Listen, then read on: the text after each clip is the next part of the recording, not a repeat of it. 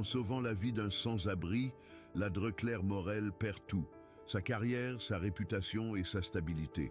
Mais l'homme qu'elle a sauvé n'est pas celui qu'il semble être.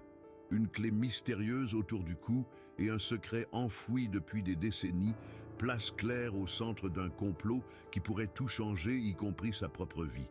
Qui est-il et pourquoi tant de gens feraient-ils tout ce qu'ils pouvaient pour le faire taire? La pluie tombait sans arrêt sur Paris cette nuit d'automne. Les rues pavées reflétaient les lumières jaunes des lampadaires, créant une scène presque mélancolique.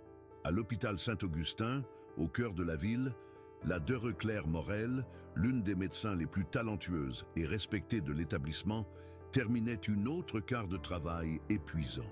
Claire, âgée de 34 ans, était connue pour son dévouement et son empathie. Elle a toujours placé ses patients au-dessus de tout, une caractéristique qui l'a fait admirer par certains et critiquer par d'autres. Dans le milieu hospitalier, où les chiffres et les budgets valaient souvent plus que les vies humaines, Claire était perçue comme quelqu'un qui s'inquiétait trop. Vers 22 heures, alors que Claire s'apprêtait à partir, un tumulte s'empare de l'accueil de l'hôpital. 2 ambulanciers sont entrés, poussant une civière avec un homme inconscient. Il était couvert de terre, avec des vêtements en lambeaux, présentant des signes d'hypothermie et des blessures graves. Nous l'avons trouvé sur le pont des Arts. Il ressemble à un sans-abri, a déclaré l'un des ambulanciers, d'un ton apathique. Claire s'approcha rapidement. « Emmenez-le aux urgences maintenant », ordonna-t-elle en commençant à examiner le patient. L'homme, d'apparence âgée et à la barbe hirsute, semblait sur le point de mourir. Il n'y avait aucun document ni aucune indication sur son identité. Pour Claire, cela n'avait pas d'importance. C'était un être humain qui avait besoin d'aide. Alors que l'équipe hésitait, invoquant les protocoles et le manque d'assurance médicale, Claire a ignoré leurs objections et a commencé à prendre les décisions nécessaires. « Docteur Morel, il est indigent. L'hôpital ne couvre pas ce type de soins », a déclaré froidement la chef administrative Émilie Marchand. « Si nous ne faisons rien maintenant, il va mourir », répondit Claire sans quitter le patient des yeux. Malgré les objections, Claire a subi une série de procédures complexes, notamment des transfusions et une intervention chirurgicale d'urgence pour réparer une hémorragie interne. Toute la nuit, elle est restée aux côtés de l'homme, surveillant chaque détail. Contre toute attente, il a survécu. Le lendemain, Claire est appelée au cabinet du directeur de l'hôpital, le docteur Louis Delacroix. Assis dans son fauteuil en cuir, il la regardait avec dédain. « Docteur Morel, il faut qu'on parle de votre conduite d'hier soir. S'il s'agit du patient d'urgence, j'ai sauvé une vie, » répondit-elle fermement. « Et en échange, il a mis l'hôpital en danger. Savez-vous combien de ressources ont été utilisées? Et tout cela pour quelqu'un qui n'en a même pas les moyens. » Claire sentit son sang bouillir. Depuis quand sauver des vies est-il un risque? N'est-ce pas pour cela que nous avons choisi ce métier? Mais ces paroles n'ont pas suffi. Le matin même, Claire reçoit sa lettre de démission. Sans emploi et avec une réputation ternie, elle a quitté l'hôpital avec non seulement son indignation, mais aussi le sentiment que la situation avait quelque chose de plus. Tandis que Claire tentait de faire face à sa nouvelle réalité, l'homme qu'elle avait sauvé restait à l'hôpital. Il était toujours inconscient, mais les tests ont montré que son rétablissement était stable. Intriguée par qui il pourrait être, Claire décide de lui rendre visite une dernière fois avant de quitter définitivement Saint-Augustin. Lorsqu'il entra dans la chambre, il aperçut une infirmière en train de régler l'équipement. « Comment va-t-il » elle a demandé. « Ça va mieux, mais on ne sait toujours pas qui il est. » « Il n'avait qu'une clé autour du cou, » répondit l'infirmière en montrant le petit objet. Claire prit la clé et l'examina avec curiosité. Il n'y avait rien de spécial à part un symbole gravé qui semblait familier. C'était un blason, mais Claire ne parvenait pas à identifier où. Soudain, les yeux de l'homme s'ouvrirent. Il avait l'air confus, mais il y avait quelque chose dans son regard qui attira immédiatement l'attention de Claire. « Où suis-je » demanda-t-il d'une voix rauque. « Vous êtes à l'hôpital. Je m'appelle Claire. Je suis le médecin qui a pris soin de toi, » répondit-elle doucement. L'homme essaya de se redresser, mais il était trop faible. « Merci, dit-il avant de s'évanouir à nouveau. Claire resta là quelques minutes, l'observant avec curiosité. Quelque chose chez cet homme n'avait aucun sens. Qui était-il? Pourquoi portait-il une clé avec un symbole si particulier?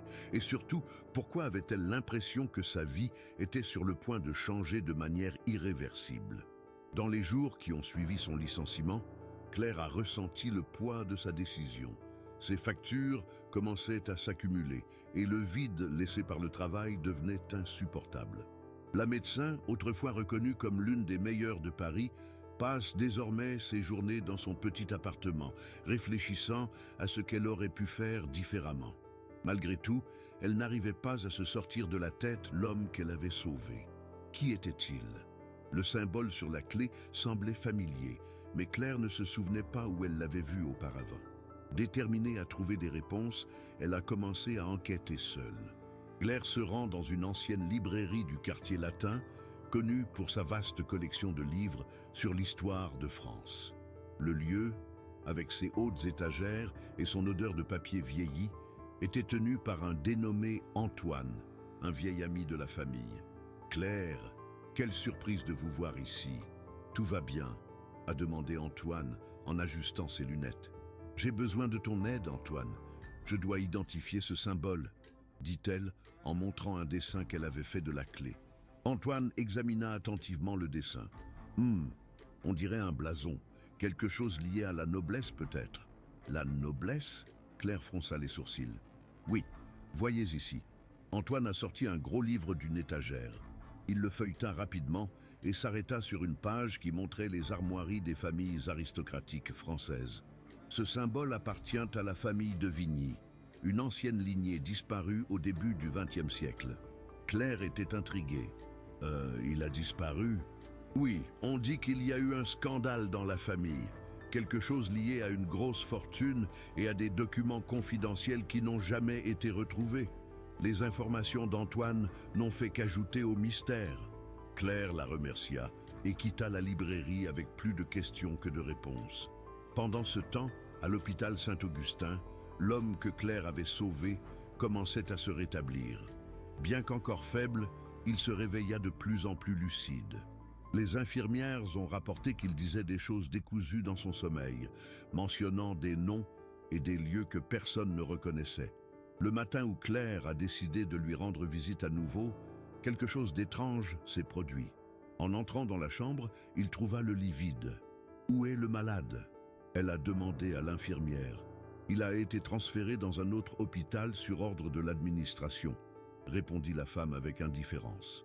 Claire savait que quelque chose n'allait pas.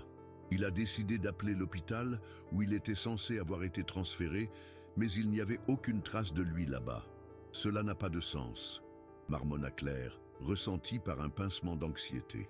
Déterminée à découvrir la vérité, elle revient à Saint-Augustin ce soir-là, après les heures de visite. Grâce à son ancien titre, il a pu accéder aux dossiers médicaux. Dans l'enregistrement de l'homme, il a découvert un fait curieux. Son nom était enregistré uniquement sous le nom de Jean, sans nom de famille, et une adresse était indiquée comme sa dernière résidence connue. Sans perdre de temps, Claire s'est rendue à l'adresse.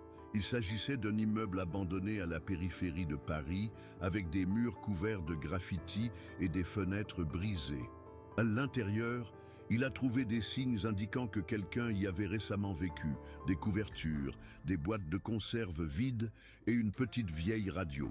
Parmi les affaires, quelque chose attira son attention. Une enveloppe jaunie, scellée à la cire, portait le même symbole que la clé que portait Jean. Claire ouvrit soigneusement l'enveloppe et trouva un jeu de papier manuscrit. Bien que le temps ait usé l'encre, elle réussit à déchiffrer quelques mots. Héritage, secret, on persécuté. Avant qu'il puisse lire davantage, un bruit dans le couloir fit battre son cœur. Des pas résonnaient dans le bâtiment vide. « Qui est là ?» demanda-t-elle, en essayant de paraître ferme. Un homme de grande taille, vêtu d'un pardessus sombre, apparut à l'entrée de la pièce. « Docteur Morel, n'est-ce pas ?» dit-il avec un sourire froid. Claire sentit un frisson lui parcourir le dos. « Qui es-tu ?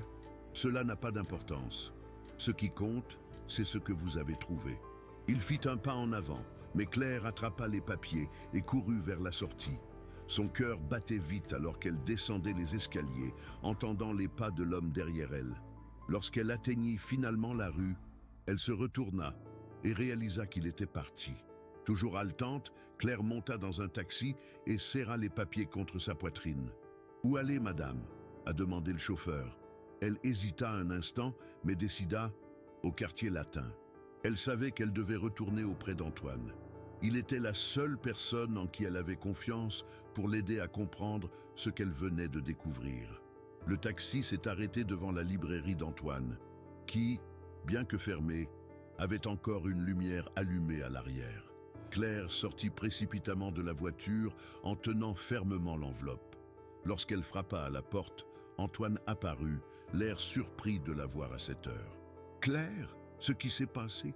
J'ai besoin de votre aide. » « Maintenant, » dit-elle en entrant rapidement et en verrouillant la porte derrière elle. Elle posa l'enveloppe sur la table, montrant les armoiries qu'elle portait. Antoine fronça les sourcils et ramassa les papiers, les examinant dans la pénombre. « C'est incroyable, » dit-il avec un ton étonné. « Quels sont ces documents, Antoine ?» Il commença à traduire les mots fanés. Ces papiers semblent être une déclaration manuscrite d'un membre de la famille de Vigny. Ils parlent d'un héritage caché et de quelque chose qu'ils appellent le dossier rouge. Dossier rouge? Oui, selon cela, il s'agit d'un ensemble de documents confidentiels qui pourraient révéler des secrets impliquant l'aristocratie et même la politique française. Les yeux de Claire s'écarquillèrent. Cela explique pourquoi quelqu'un s'en prend à cet homme et pourquoi il a disparu de l'hôpital. Antoine continua sa lecture, mais s'arrêta bientôt, l'expression de son visage se transformant en inquiétude. « Claire, ces papiers parlent de personnes poursuivies et éliminées pour que ces secrets ne soient jamais révélés. Si quelqu'un sait que vous en êtes atteint, vous êtes en danger.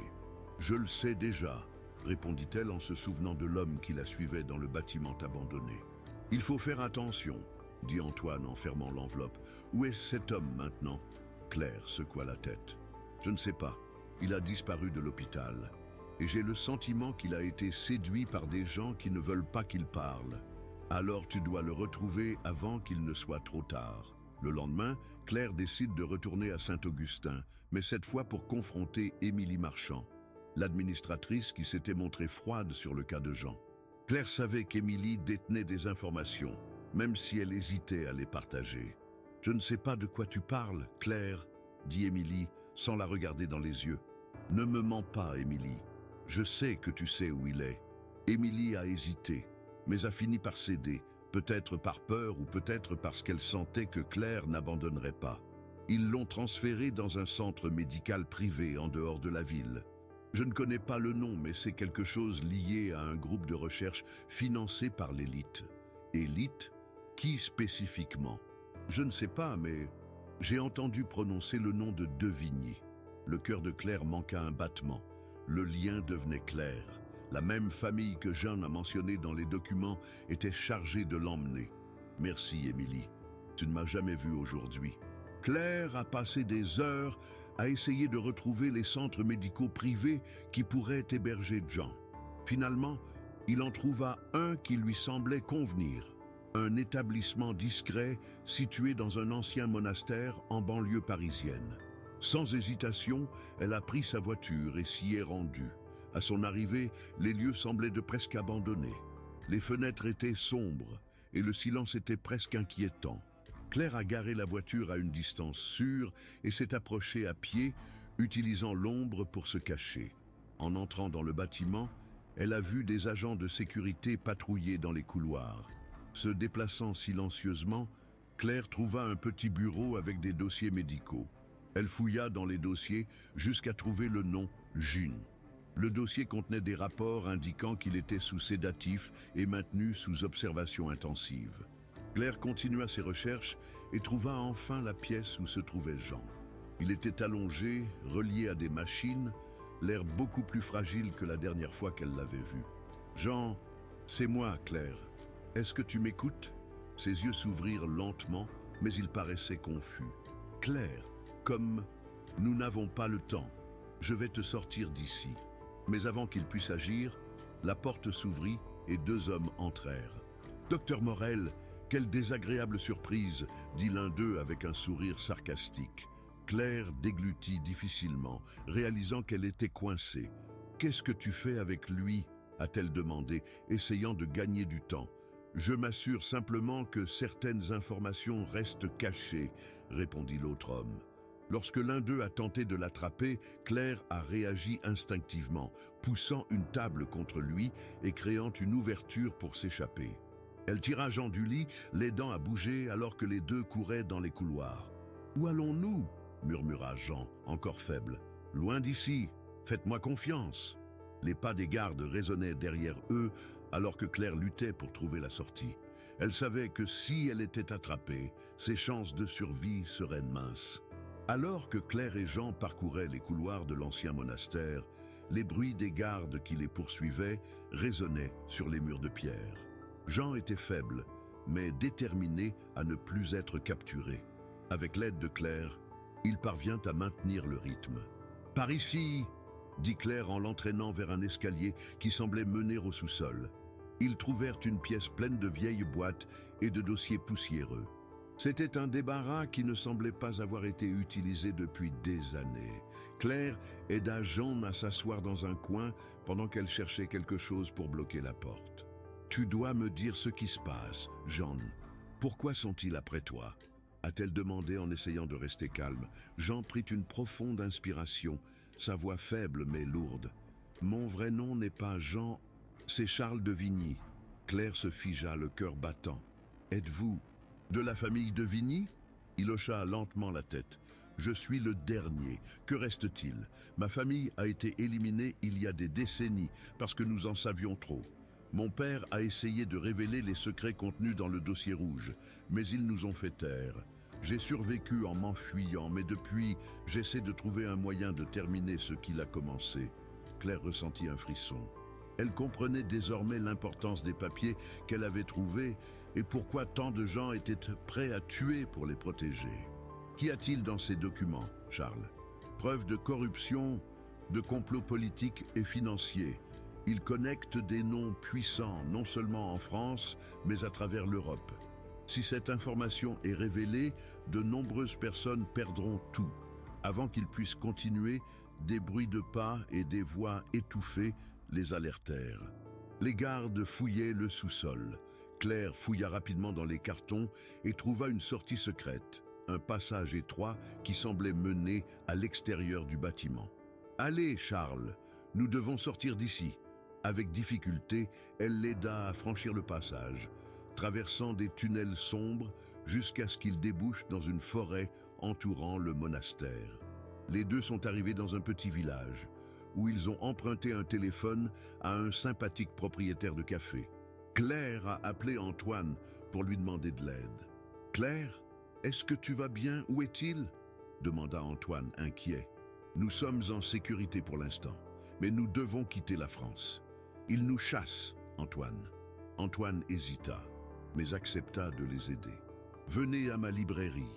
Je vais vous préparer de faux documents et billets. » Claire et Charles se sont rendus à Paris, mais ils savaient qu'ils étaient surveillés. En chemin, Claire a commencé à se rendre compte que les alliés de ses ennemis étaient plus proches qu'ils ne l'imaginaient. Pendant ce temps, Antoine, dans sa librairie, commence à se douter qu'il est surveillé. Il a remarqué une voiture garée de l'autre côté de la rue et des inconnus entrant et sortant du café voisin. Déterminé à protéger Claire, il rassembla les documents nécessaires et cacha les papiers qu'elle lui avait laissés dans un compartiment secret. Cette nuit-là, avant l'arrivée de Claire et Charles, les hommes sont entrés par effraction dans la librairie. « Où sont les papiers ?» cria l'un d'eux en attrapant Antoine par le col. « Je ne sais pas de quoi tu parles » répondit-il fermement. Malgré les menaces, Antoine n'a rien révélé. Lorsque Claire arrive à la librairie et voit la porte défoncée, son sang se glace. « Antoine !» a-t-elle appelé en entrant prudemment. Il a été blessé mais vivant et a déclaré que les hommes avaient emporté tout ce qu'ils avaient trouvé. Les documents sont toujours là, cachés, mais ils savent que tu es à Paris. Ils doivent partir maintenant. Avant de partir, Claire a décidé de prendre un risque supplémentaire. Si nous ne faisons rien maintenant, ils continueront à nous poursuivre. Nous devons exposer cela. Charles hésita, mais accepta. Il savait que le monde avait besoin de connaître la vérité, même si cela mettait leur vie en danger. Avec l'aide d'Antoine, ils organisent une émission clandestine. Charles est apparu devant la caméra, révélant sa véritable identité et expliquant les horreurs auxquelles sa famille a été confrontée. Il a présenté des documents prouvant la corruption et les liens dangereux unissant des personnalités puissantes. Ils ont essayé de me faire taire, tout comme ils l'ont fait avec ma famille. Mais aujourd'hui, la vérité sera entendue, a déclaré Charles en terminant son message. L'émission a été un succès, mais elle a également mis Claire et Charles encore plus en danger. La vidéo est devenue virale, et alors que des milliers de personnes regardaient l'exposition, les ennemis se sont rapidement déplacés pour les éliminer. L'émission de Charles a été regardée par des milliers de personnes, et les réactions ont commencé à se propager rapidement. Alors que certains téléspectateurs ont célébré son courage en dénonçant des personnalités aussi puissantes, d'autres ont dénoncé la vidéo comme un canular, probablement orchestré par les personnes impliquées dans le scandale. À l'extérieur de la cachette de fortune de Claire, les ennemis étaient déjà en mouvement. Des voitures banalisées ont été aperçues, garées à proximité, et des hommes suspects traînaient autour du bâtiment. Claire savait qu'il manquait de temps. « Nous devons sortir d'ici maintenant », dit-elle à Charles, qui avait toujours l'air épuisé. « Ils ne s'arrêteront pas tant qu'ils ne nous auront pas attrapés. Et si nous le faisons mal, tout cela sera en vain », répondit-il en s'asseyant avec difficulté. Avant qu'ils puissent discuter davantage, le téléphone que Claire utilisait sonna. C'était Antoine. « Claire, nous avons un problème », dit-il avec urgence. « Je viens de découvrir qu'ils manipulent les réseaux sociaux et les médias pour discréditer la vidéo. Ils font passer le message que vous et Charles êtes de dangereux fugitifs qui ont falsifié les preuves. » Claire serra les poings, sentant monter son indignation. « Alors nous devons agir plus vite. Antoine, peux-tu savoir d'où ils contrôlent cette campagne ? » ?»« Oui, mais cela prendra du temps. Et fais attention, Claire. Ils savent exactement où vous êtes. » À ce moment-là, un bruit fort est venu de l'extérieur, des crissements de pneus et des claquements de portières de voiture. Claire a regardé par la fenêtre et a vu plusieurs hommes armés s'approcher. « Ils sont là », dit-elle, en essayant de rester calme. Claire et Charles ont tenté de sortir par l'arrière, mais le bâtiment était encerclé. Les ennemis commencèrent à envahir, se déplaçant rapidement dans les couloirs. Claire tira Charles, le guidant vers une échelle de secours qui menait au toit. Alors qu'il montait, des coups de feu commencèrent à retentir. Claire savait qu'il n'avait pas beaucoup de temps avant d'être rattrapé. « Passons au bâtiment suivant », dit-elle à bout de souffle, désignant un bâtiment voisin qui semblait accessible. « Claire, je n'y arrive pas », dit Charles, visiblement affaibli. « Oui, tu peux. Faites-moi confiance. » Au prix de beaucoup d'efforts, les deux hommes ont réussi à traverser jusqu'au bâtiment voisin, mais les hommes ont continué à les poursuivre. Finalement, ils atteignirent la sortie de la rue où ils trouvèrent Antoine qui attendait dans une voiture. « Entrez vite !» il a crié. Dès l'entrée de Claire et Charles, Antoine accélère, tandis que des coups de feu touchent l'arrière du véhicule. « Tu as failli mourir !» s'est exclamé Antoine, visiblement secoué. « Ça va trop loin !» répondit Claire en essayant de reprendre son souffle. Antoine s'est rendu dans un endroit sûr à la périphérie de Paris où ils ont pu se regrouper. En chemin, il a expliqué ce qu'il avait découvert. La campagne de dénigrement est contrôlée depuis un bureau privé à Lyon. C'est là que se trouve leur centre d'opération. Si nous pouvons accéder à leur système, nous pouvons désactiver la campagne et prouver que la vidéo est légitime. Claire regarda Charles, voyant la détermination dans ses yeux. « Êtes-vous prêt à tout risquer pour ça ?» elle a demandé. Charles hocha la tête. « Ma vie a déjà été détruite par eux. Je n'ai plus rien à perdre. » Le groupe a élaboré un plan. Tandis qu'Antoine utilisait ses contacts pour obtenir des informations sur le bureau de Lyon, Claire et Charles se préparaient à l'inévitable affrontement. L'objectif était simple, mais dangereux. Infiltrer le bâtiment, accéder au serveur central et recueillir des preuves que les ennemis manipulaient le récit public. Ils sont arrivés à Lyon la nuit suivante, cachés dans une camionnette garée à côté de l'immeuble. Antoine, qui resterait dans le véhicule pour tout surveiller à distance, a donné les dernières instructions. Une fois entrés, ils auront environ 20 minutes avant que le système de sécurité ne détecte quoi que ce soit. Il faut être rapide. Et si on n'y arrive pas, demanda Claire inquiète. Alors ce sera la fin du fil, répondit Antoine sérieusement. Claire inspira profondément, essayant d'ignorer le poids des mots. Faisons ça. À l'intérieur du bâtiment, Claire et Charles se déplaçaient avec précaution. Grâce aux informations d'Antoine, ils trouvèrent le serveur principal protégé par un système de sécurité avancé. « Laissez-moi faire », dit Charles, en connectant un appareil qu'Antoine avait préparé pour extraire les données. Alors qu'ils attendaient la fin du processus, des voix commencèrent à résonner dans le couloir. « Ils sont là !» a crié l'un des hommes, suivi d'un bruit de pas courants. Claire regarda Charles, essayant de rester calme. « Combien de temps encore ? Encore 3 minutes ? Nous n'avons pas 3 minutes. » Elle a attrapé une chaise et l'a utilisée pour bloquer la porte, essayant de gagner du temps alors que les gardes approchaient. Finalement, l'appareil a émis un bip indiquant que les données avaient été copiées. « J'ai réussi !» dit Charles en se levant rapidement. Les 2 hommes sont sortis par la fenêtre, s'échappant par une structure extérieure avant que les gardes ne puissent les rattraper. De retour au van, ils remirent les données à Antoine. « C'est tout ce dont nous avons besoin pour prouver ce qu'ils font », dit-il avec un sourire soulagé. Mais avant qu'ils aient pu célébrer, une explosion soudaine a secoué le véhicule, les projetant sur le bord de la rue. Claire tenta de se relever, abasourdie, alors que les ennemis approchaient. « Pensez-vous que vous pouvez gagner ?» dit l'un d'eux en pointant une arme sur Charles. Claire savait qu'ils étaient acculés, mais il y avait encore une chance d'inverser la tendance. La fumée de l'explosion flottait dans l'air, tandis que Claire, Charles et Antoine tentèrent de se ressaisir. Les hommes qui les poursuivaient s'approchèrent d'un pas ferme, les armes au poing et l'air déterminé. L'appareil contenant les données, désormais seul espoir du groupe, était en sécurité chez Antoine, qui le gardait caché sous son manteau. « Rendez ce que vous avez et personne ne devrait être blessé », a déclaré le chef des hommes en pointant son arme sur Charles. Claire sentait la tension dans l'air, mais son esprit travaillait vite.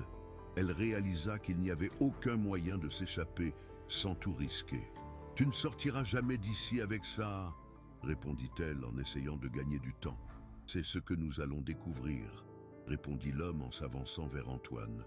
Avant qu'il puisse atteindre l'appareil, une sirène retentit dans la rue. Des lumières bleues ont commencé à clignoter au loin et les hommes se sont immédiatement retirés. « Police !» a crié l'un des acolytes. Le chef hésita un instant, puis fit signe aux autres. « Reculez! Nous ne pouvons pas nous faire prendre ici. » En quelques secondes, les hommes ont disparu dans une voiture noire qui filait à toute vitesse dans la rue. Antoine, toujours à la main, regardait Claire et Charles, le visage pâle mais soulagé. « C'était quoi ?» a-t-il demandé, toujours haletant. « Ça devait être une patrouille de routine », dit Claire en aidant Charles à se relever. « Nous avons eu de la chance cette fois. » Mais il savait que la trêve serait temporaire. L'explosion et la poursuite avaient trop attiré l'attention, et ce n'était qu'une question de temps avant qu'ils soient retrouvés. Le groupe a trouvé refuge dans un petit hôtel de la banlieue lyonnaise où ils ont enfin pu analyser les données collectées sur le serveur. Antoine a connecté l'appareil à l'ordinateur et a ouvert les fichiers. Ce qu'ils ont trouvé a confirmé tous les soupçons. Il y avait des enregistrements détaillés de transferts d'argent pour influencer les journalistes, de falsification de preuves contre des opposants politiques et même de communications internes entre les alliés de Varlas, coordonnant des campagnes de diffamation. « C'est suffisant pour les renverser », dit Antoine en glissant ses doigts sur l'écran. Claire regarda Charles, qui semblait absorber chaque mot. « Tout est là, Charles, la vérité que vous cherchiez. » « Mais est-ce que cela suffira ?» a-t-il demandé avec un ton de doute. « Et s'il parvenait à tout dissimuler à nouveau ?»« Nous ne laisserons pas cela arriver, » répondit Claire, déterminée. Antoine leur a suggéré de partager les données directement avec des journalistes indépendants et des plateformes internationales, garantissant ainsi une publication rapide de l'information. Plus les gens auront accès à ces informations, plus il leur sera difficile de taire la vérité, a-t-il déclaré. Cependant, alors qu'il s'efforçait de diffuser les preuves, les tensions au sein du groupe ont commencé à augmenter. Charles, qui avait passé des années à fuir et à vivre dans l'ombre, a ressenti le poids de sa révélation publique. « Si je deviens le visage de cela, ma vie sera définitivement finie », a-t-il déclaré à Claire lors d'une conversation privée. « Mais ça, tu le savais déjà quand tu as décidé de te battre. Et maintenant, plus que jamais, nous avons besoin de votre voix, répondit-elle en essayant de le convaincre. Je ne remets pas cela en question, Claire. J'essaie juste d'accepter que ce combat n'est peut-être pas une fin heureuse. Claire ressentait l'angoisse de Charles, mais savait qu'il avait raison. Les menaces contre eux étaient réelles, et à chaque pas qu'ils faisaient, le danger augmentait. Le lendemain matin, alors que le groupe préparait les dossiers à déposer, l'hôtel a été perquisitionné. Des hommes masqués et armés ont enfoncé les portes, prenant tout le monde par surprise. Claire a tenté de sécuriser l'ordinateur portable avec les données, mais a été rapidement immobilisée. « Pensiez-vous qu'il pourrait nous dénoncer aussi facilement ?» dit l'un des hommes en tenant Antoine par le col. Charles tenta d'intervenir, mais fut renversé d'un coup qui le laissa au sol. Les attaquants ont pris l'ordinateur portable et détruit l'appareil contenant les données. Claire sentit un nœud dans son ventre en voyant tout ce qu'ils avaient accompli être réduit en morceaux. « Vous êtes courageux, mais vous n'êtes pas à la hauteur de nous, » dit le chef en regardant Claire. Lorsque les hommes quittèrent finalement l'hôtel, Claire, Charles et Antoine restèrent assis en silence, essayant de comprendre ce qui venait de se passer. « Ils ont tout pris », dit Claire, la voix brisée. « Pas tout », répondit Antoine, en sortant de sa poche une copie supplémentaire des dossiers qu'il avait discrètement constitués. Claire ressentit un élan d'espoir. « Antoine, tu es un génie. Je savais que nous ne pouvions pas nous fier à un seul exemplaire, » répondit-il avec un faible sourire. Mais le temps presse. L'attaque les a rendus vulnérables et ils savaient que la prochaine fois pourrait être fatale. « Nous devons agir maintenant, » a déclaré Charles, avec plus de détermination que jamais, avant qu'ils aient la chance de nous détruire pour de bon. L'attaque de l'hôtel laisse peu de choix à Claire, Charles et Antoine, mais elle ravive également une détermination farouche chez chacun d'eux. Avec des copies des dossiers toujours en main, ils savaient que le combat était loin d'être terminé. Réunis dans une cabane isolée à la périphérie de Lyon, le groupe a commencé à planifier ses prochaines étapes. La tension était palpable, mais le désir de révéler la vérité était encore plus grand. Nous ne pouvons plus nous fier uniquement aux transmissions ou aux contacts individuels. Nous avons besoin de quelque chose de plus grand, de quelque chose qui rende impossible d'ignorer ce que nous avons, a déclaré Antoine en analysant les fichiers sur son ordinateur portable. « Comment ?» a demandé Charles, visiblement fatigué mais déterminé. « Une fuite publique, quelque chose à grande échelle, » répondit Antoine en regardant Claire. « Si nous parvenons à tout diffuser sur une plateforme internationale, ils n'auront aucun moyen de le contenir. » Claire hocha la tête, reconnaissant la logique. « Mais cela signifie également que nous serons des cibles plus importantes que jamais. »« Nous le sommes déjà, » répondit Charles d'un ton résigné. Cette nuit-là, alors qu'Antoine travaillait à chiffrer les fichiers et à se préparer à la fuite, Claire et Charles prirent un moment pour faire une pause. Ils étaient assis à l'extérieur de la cabane, sous un ciel étoilé qui contrastait fortement avec la tourmente à laquelle ils étaient confrontés. « As-tu toujours peur ?» demanda Charles en brisant le silence. Claire réfléchit un instant avant de répondre. « J'ai, mais la peur me garde alerte. » Charles sourit, admirant sa force. « Tu n'avais pas besoin de faire quoi que ce soit de tout ça. Il aurait pu continuer sa vie, trouver un autre travail, tout oublier. Peut-être, mais je ne pouvais pas vivre en sachant que je tournais le dos à quelque chose d'aussi grand. » Les deux échangèrent des regards, et pour la première fois, Charles sentit qu'il n'était plus seul dans son combat. Parallèlement, Antoine a pu prendre contact avec une plateforme de plainte internationale, connue pour abriter des informations confidentielles à fort impact. Ils ont accepté de contribuer à la diffusion des données, Mais il y avait un problème. Le transfert des fichiers nécessiterait une connexion stable et la cabine ne disposait pas des ressources nécessaires. Nous devons parvenir à une ville dotée de bonnes infrastructures. C'est tout ou rien, a déclaré Antoine. Claire et Charles savaient que le plan était risqué, mais ils n'avaient pas d'autre choix. Le lendemain matin, ils sont partis pour Grenoble, où Antoine avait identifié un endroit sûr pour mettre en ligne. Pendant le voyage, le groupe a été constamment prudent, changeant d'itinéraire et vérifiant s'il était suivi. Chaque minute semblait une éternité, mais elle arrivait finalement à destination. Une petite boutique internet, discrète et éloignée du centre-ville. Lorsque le processus de téléchargement a commencé, la tension a atteint son paroxysme. Antoine a configuré l'ordinateur portable et a lancé le transfert, tandis que Claire et Charles étaient gardés à l'entrée du magasin. « Cela va prendre une vingtaine de minutes », dit Antoine en tapant frénétiquement. « Droite, gardons-le en sécurité là-bas », répondit Claire en se positionnant à la porte. Les minutes passaient lentement et Claire ne pouvait éviter de regarder à chaque bruit suspect. Elle savait que ses ennemis ne resteraient pas longtemps dans les bras croisés.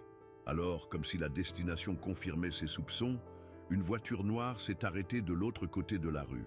Les hommes descendirent rapidement, regardant vers le magasin. « Nous avons de la compagnie », dit Claire en serrant les dents.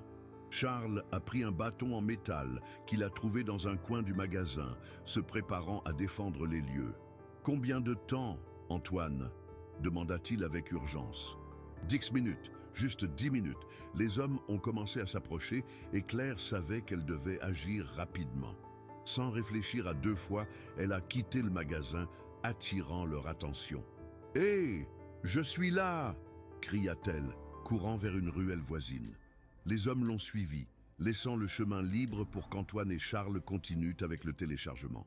Dans l'allée, Claire a utilisé chaque centimètre de son intelligence et son courage pour induire les persécuteurs en erreur. Il a grimpé des clôtures, est entré dans les bâtiments abandonnés et a utilisé des raccourcis pour les confondre. De retour au magasin, le téléchargement a été presque terminé. Charles est resté alerte, regardant l'entrée avec le bâton à la main.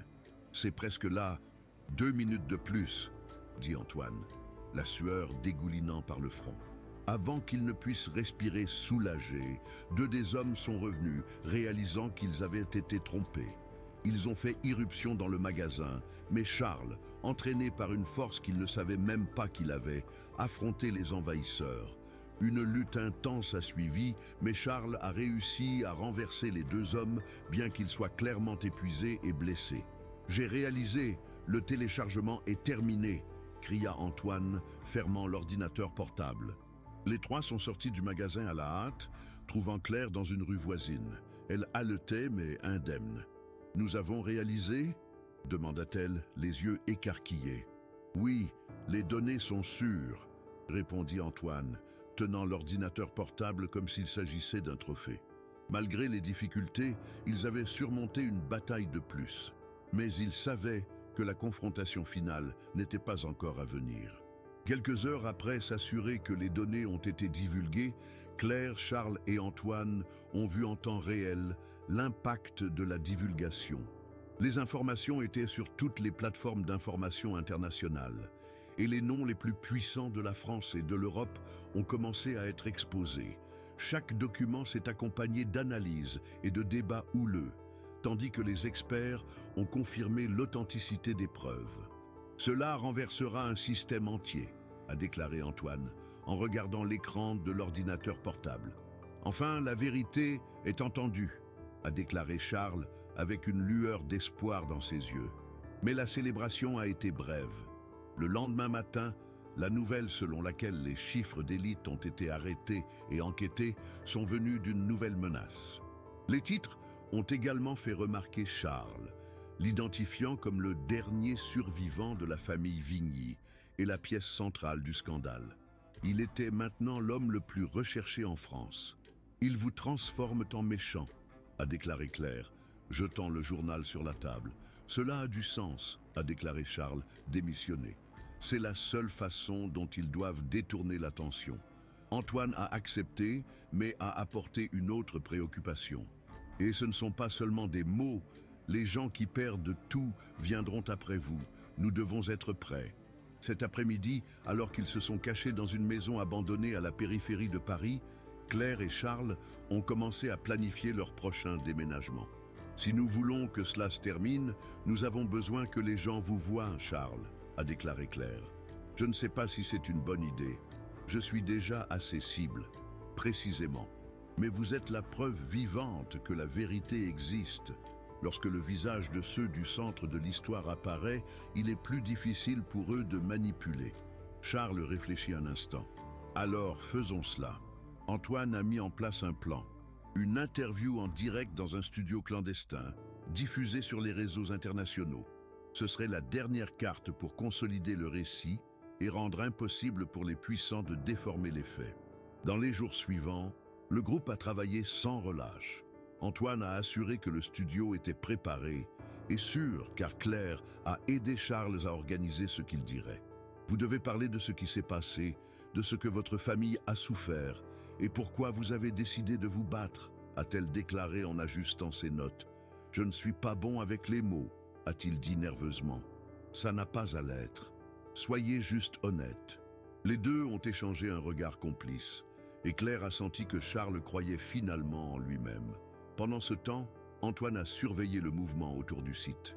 Les menaces n'arrêtaient pas de venir et il savait que le studio pouvait être découvert à tout moment. Nous n'aurons pas beaucoup de temps après le début de la transmission. Ils nous rencontreront rapidement, a déclaré Antoine. Nous devons donc en faire la peine, a répondu Claire. La nuit avant l'entretien, le groupe a connu un rare moment de tranquillité. Assis autour d'un feu de joie de fortune, ils ont parlé de ce qui allait arriver.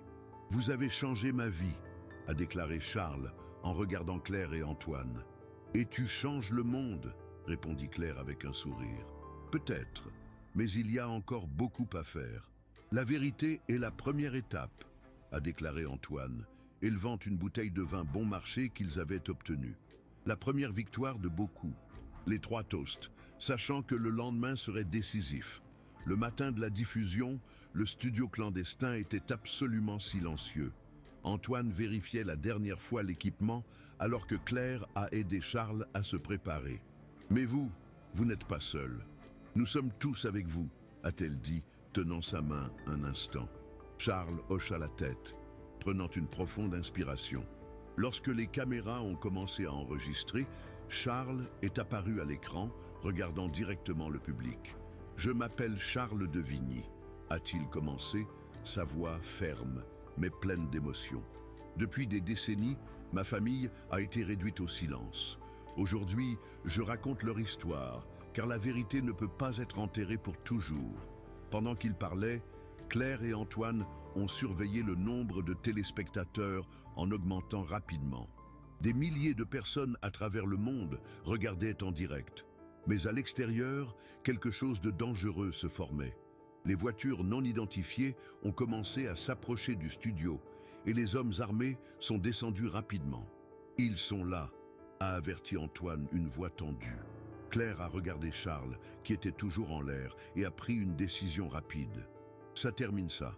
Peu importe ce qui se passe, ça termine ça. » Elle et Antoine ont pris des armes improvisées pour protéger l'endroit, sachant que le combat final était sur le point de commencer.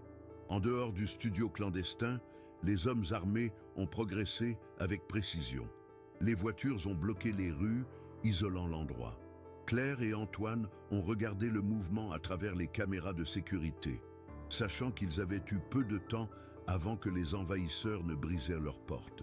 Ils se sont préparés à tout mettre fin, a déclaré Antoine, clarifiant ses points. « Et nous sommes prêts à résister », répondit Claire, sa détermination brillante dans ses yeux. En studio, Charles parlait toujours, même conscient de la tension environnante. « Mon histoire ne concerne pas seulement ce qui m'est arrivé ou ma famille. Il s'agit d'un système qui contrôle, détruit et manipule. Mais aujourd'hui, cette vérité appartient au peuple, et vous pouvez décider quoi faire d'elle. » Ces mots résonnaient à travers la transmission, tandis que le nombre de téléspectateurs grimpait de façon exponentielle.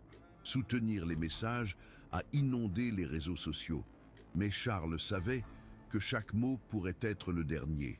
Les hommes armés ont atteint l'entrée principale du bâtiment et ont commencé à forcer les portes. Claire et Antoine étaient stratégiquement positionnés dans le couloir, prêts à résister avec tout ce qu'ils avaient. Ils ne peuvent pas l'effacer maintenant.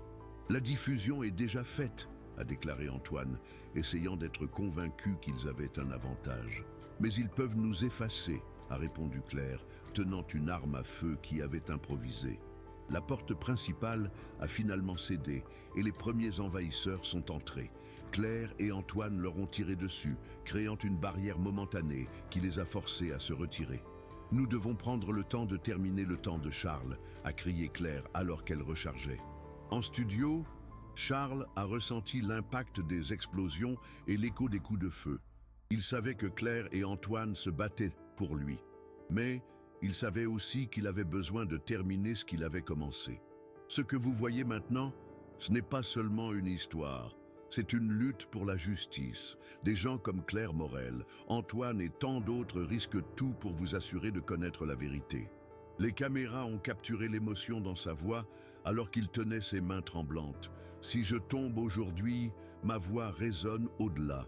La vérité est plus grande que n'importe lequel d'entre nous. » Les envahisseurs, maintenant dans le plus grand nombre, ont de nouveau progressé. Claire et Antoine manquèrent de ressources, mais ont continué à se battre, motivés par la détermination de protéger Charles. « Antoine, derrière vous !» cria Claire, l'avertissant d'un des hommes essayant de l'attaquer dans le dos. Antoine a réagi rapidement, frappant l'envahisseur avec un coup droit, mais non sans coupure dans son bras. « Je vais bien !» a-t-il dit, même avec le sang qui coule. « Nous devons les tenir plus. » À l'intérieur du studio, Charles était sur le point de mettre fin à sa diffusion. « La vérité est avec vous maintenant. Ne permettez pas de le faire à nouveau au silence. » Il a regardé directement la caméra avec une expression de gratitude et de démission. « Merci. » Quand il a terminé, il a éteint l'équipement et s'est préparé à affronter ce qu'il est venu. À ce moment, la porte du studio a été cambriolée. 2 hommes armés sont entrés, mais avant qu'ils ne puissent l'atteindre, Claire est apparue, tirant dessus. « Charles, nous devons sortir maintenant. » Elle a crié. « Et Antoine ?» demanda Charles, haletant. « Il tient les autres. »« Allons-y !» Les deux coulaient dans les couloirs, essayant de trouver un itinéraire d'évasion. Claire savait que les chances étaient contre eux, mais ont refusé d'abandonner. Quand ils sont arrivés à l'extérieur, ils ont vu qu'Antoine avait été capturé. Il était agenouillé, entouré d'hommes armés. « Laissez-le partir !» cria Claire, pointant son arme. Le chef des envahisseurs, un homme grave, a ri. « Pensez-vous qu'ils peuvent changer quelque chose ? Rien de tout cela n'a d'importance. La vérité sera enterrée avec vous. » Claire savait qu'elle ne pouvait pas affronter tous les hommes seuls. Elle regarda Charles, qui secoua la tête, indiquant qu'elle devrait y aller. « Je ne laisserai personne », a-t-elle dit fermement. Avant qu'il ne puisse agir, un son de sirène a rempli l'air. Les voitures de police sont arrivées à grande vitesse et les policiers ont commencé à entourer les lieux. « Police, lîtes vos armes !» cria l'un des officiers, tandis que les hommes armés ont tenté de reculer. Le chef a regardé Claire avec mépris avant de disparaître au milieu de la confusion. Charles, Claire et Antoine ont été pris par la police, mais cette fois, en tant que témoins, pas comme des fugitifs. La diffusion de Charles avait été un succès. En quelques heures, les manifestations ont commencé dans plusieurs villes et des enquêtes officielles ont été ouvertes contre les personnes impliquées dans le scandale. Pendant que dans la voiture de police, Claire regarda Charles, un sourire fatigué sur son visage. « Tu as fait ça. »« Nous l'avons fait », a-t-il corrigé. Antoine, même blessé, a libéré un rire faible. « Ouais, mais la prochaine fois, j'espère que nous avons un plan plus silencieux. » Les trois riaient, soulagés d'être en vie et sachant qu'ils avaient réalisé quelque chose d'extraordinaire. Les semaines qui ont suivi la transmission ont été transformatrices. La vérité, maintenant exposée au monde, a continué de faire écho partout. Des chiffres auparavant intouchables ont commencé à tomber un par un, tandis que les enquêtes internationales ont dévoilé les profondeurs du programme révélé par Charles de Vigny. À Paris, les manifestations ont occupé les rues. Les jeunes, les militants et les citoyens ordinaires ont exigé la justice en utilisant des affiches avec des messages tels que « La vérité ne peut pas être réduite au silence » et Charles de Vigny, le nom qui a tout changé. Pour Claire, Charles et Antoine, cependant, le combat a coûté un coût élevé. Bien qu'ils soient considérés comme des héros par beaucoup, il y avait encore des ennemis à la cachette et leur vie ne serait plus jamais la même. Ce jour-là, dans une petite maison du sud de la France, le groupe a rassemblé une dernière fois avant de suivre différents chemins. Claire regarda Charles, qui avait l'air plus léger, comme si un poids avait été retiré de ses épaules. « Vous avez fait plus que votre famille ne pourrait l'imaginer », a-t-elle déclaré, servant une tasse de café. « Nous l'avons fait ensemble. Si ce n'était pas pour vous, Claire, je serais toujours caché, peur d'agir », a déclaré Charles avec un sourire sincère. Antoine, le bras toujours bandé, est entré dans la pièce avec une tablette à la main. « Vous devez voir cela. Il a montré des nouvelles. » Charles de Vigny sera un témoin clé dans le jugement historique contre les chiffres de l'élite européenne. « Il semble que la vérité prenne enfin effet », a commenté Antoine avec un ton de soulagement. Claire a regardé son ami, ressentant un mélange de soulagement et d'inquiétude. « Et vous, Antoine, qu'est-ce que tu vas faire maintenant ?» Il sourit. « Peut-être que je reviendrai à ma librairie. J'ai vécu suffisamment d'émotions pour une vie. » Les trois ont ri. Mais ils savaient que ce moment était un adieu. Avant de partir, Charles a jeté un dernier coup d'œil à Claire. « Tu as changé ma vie, Claire. Je ne sais pas comment vous remercier. » Elle sourit et lui tendit la main. « Je viens de vivre, Charles, et ne laissez plus jamais la vérité être enterrée. » Il hocha la tête, ravi, avant de quitter la porte.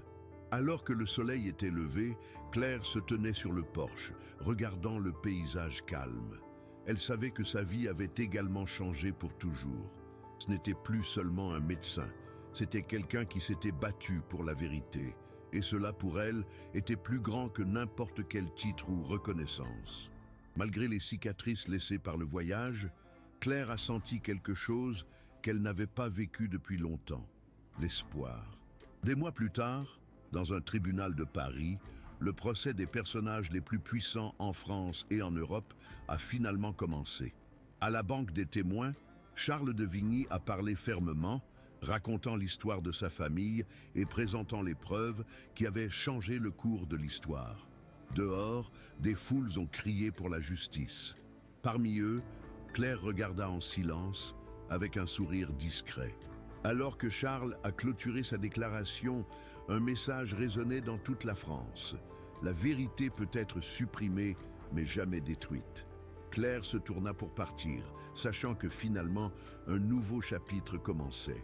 Cette histoire nous rappelle que la vérité, aussi enterrée, a le pouvoir de transformer des vies et de démasquer les injustices. Et si c'était vous à la place de Claire, Charles ou Antoine, jusqu'où vous batteriez-vous pour ce qui est juste ? Leur courage a été le catalyseur d'un changement historique, et leur courage peut-être. Partagez cette histoire avec quelqu'un qui croit au pouvoir de la vérité et de la résistance. Continuons à diffuser le message. La vérité peut être contestée, mais jamais détruite.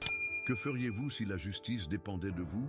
Si vous appréciez nos histoires, abonnez-vous à la chaîne, commentez et laissez-vous. Ne manquez pas cette histoire qui se déroule à l'écran. Je suis sûr que vous l'aimerez. Jusqu'à la prochaine vidéo.